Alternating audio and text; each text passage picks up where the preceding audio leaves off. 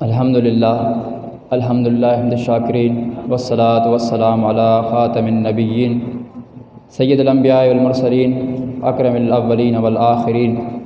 حامل لواء الحمد یوم الدین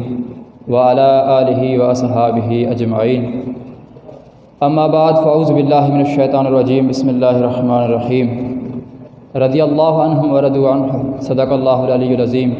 وبلغنا رسولہ النبی الامین الکریم۔ بعد از حمد و ثنا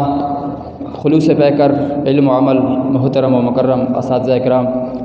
اور جامعہ غونسہ کے چمکتے دھمکتے پھولو، السلام علیکم ورحمۃ اللہ وبرکاتہ۔ جس طرح آپ کو آج بزم سعید کی طرف سے جو موضوع دیا گیا ہے آپ بعین ہی اس سے واقف ہیں۔ سامعین ذی وقار، جب ہم صحابہ اکرام اہل بیت اطہار کی زندگی کا جائزہ لیتے ہیں تو آپ کی زندگیاں ہمیں ہر پہلو سے بے مثل و بے مثال نظر آتے ہیں۔ صحابہ اکرام اہل بیت اطہار کی زندگیاں عمل میں بھی بے مثل و بے مثال نظر آتے ہیں۔ آپ کی زندگیاں ہمیں اطاعت رسول میں بھی بے مثل و بے مثال نظر آتے ہیں۔ آپ کی زندگیاں میدان جہاد میں بھی بے مثل و بے مثال نظر آتے ہیں۔ سیم اسی طرح آپ کی زندگیاں آپس کی محبت میں بھی بے مثل و بے مثال نظر آتے ہیں۔ لیکن کچھ مکتب فکر کے لوگ محبت اہل بیت کی آڑ میں صحابہ اکرام پر طعن و تشنیع کرتے ہیں، آپ کی شان میں تبرہ کرتے ہیں، جو محبت اہل بیت کا دم بھرتے ہوئے کہتے ہیں۔ جس طرح کہ افضل البشر بعد از انبیاء سیدنا صدیق اکبر رضی اللہ تعالیٰ عنہ کی شان پر بہتان باندھتے ہوئے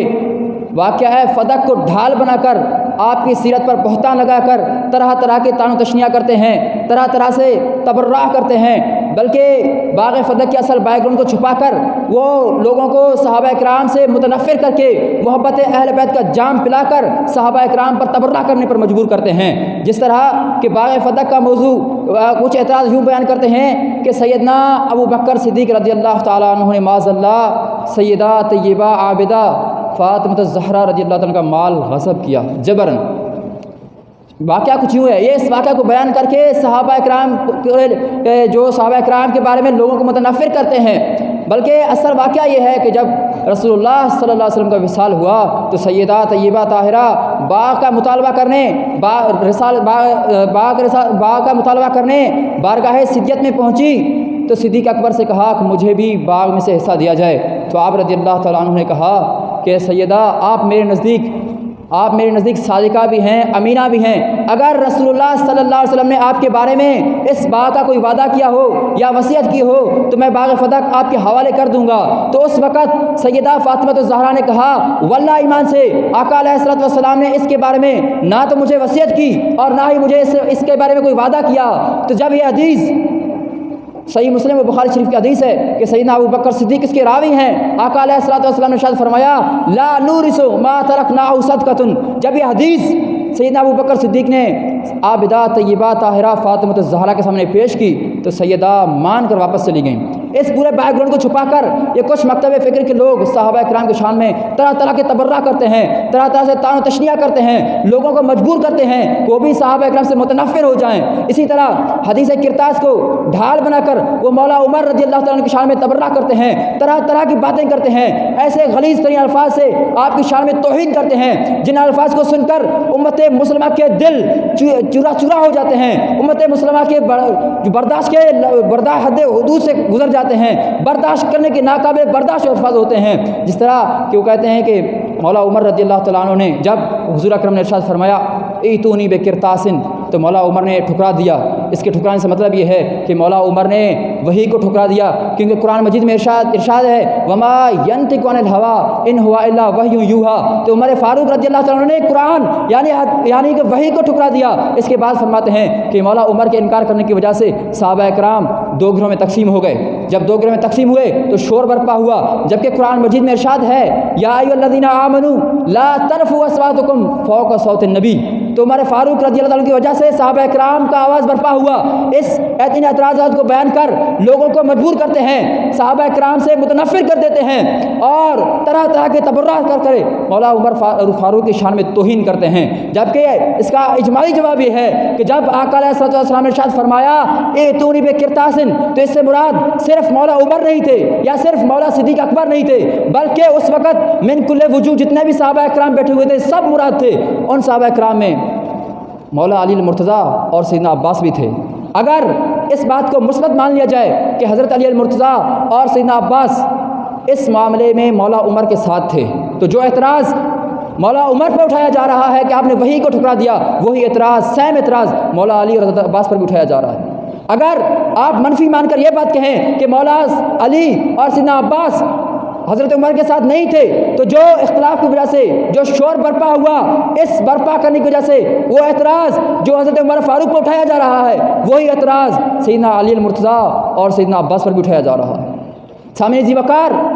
حضرت عمر فاروق کا انکار نہ تو وہی ٹھکرانے کی وجہ سے تھا اور نہ ہی آقا علیہ الصلوۃ والسلام کے سامنے کوئی شور برپا کرنے کی وجہ سے تھا، بلکہ ہر شخص یہ چاہتا ہے، ہر شخص کی یہ خواہش ہوتی ہے کہ میرے محبوب کو کوئی تکلیف نہ آئے، جسے وہ پیار کرتا ہے، جسے وہ عشق کرتا ہے، جسے دلی لگن ہوتی ہے، دلی کیفیت ہوتی ہے، ہر شخص یہ چاہتا ہے کہ اس کو کہیں تکلیف نہ آئے۔ تو صحابہ اکرام بالخصوص مولا عمر یہ برداشت نہیں کر سکتے تھے کہ حضور اکرم اس حالت میں بھی امت کے لیے کوئی تکلیف اٹھائیں، اس حالت میں بھی حضور کوئی تکلیف اٹھائے امت کے لیے، اس وجہ سے آپ نے انکار کر دیا۔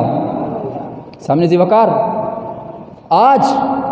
انہی صحابہ اکرام کے بارے میں طعن و تشریح کی جاتی ہے جن سے رضا کا اعلان قرآن مجید میں رضی اللہ عنہم ورضوا عنہ کی صورت میں کیا گیا۔ آج ان مقدس شخصیت کے ایمان کے بارے میں باتیں کی جاتی ہیں، سوال اٹھائی جاتی ہیں جن کے بارے میں قرآن مجید میں ارشاد فرمایا آمنوا کما آمن الناس۔ آج ان مقدس شخصیات کو جہنمی قرار دیا جا رہا ہے جن کے بارے میں قرآن مجید میں ارشاد فرمایا وَكُلٌّ وَعْدَ اللَّهِ حُسْنًا کی نوعیت 1400 صدیاں پہلے سنائی دی گئی تھی۔ آج صحابہ اکرام کے اہل بیت اطہار کی محبت کے آڑ میں جو صحابہ اکرام کے بارے میں تبرہ اور صحابہ اکرام کے خلاف درس دیے جاتے ہیں، ان کے شان میں اسباق پڑھائے جاتے ہیں، افسوس کی بات یہ ہے کہ کل تک جو لوگ عزت ناموس صحابہ کے پہرے دار تھے، آج وہی شخص بغض صحابہ کے علمدار ہیں۔ آج اس پر فتندر میں ضرورت ہے کہ عزت ناموس صحابہ کی تعین اور کی تحفظ فرض عین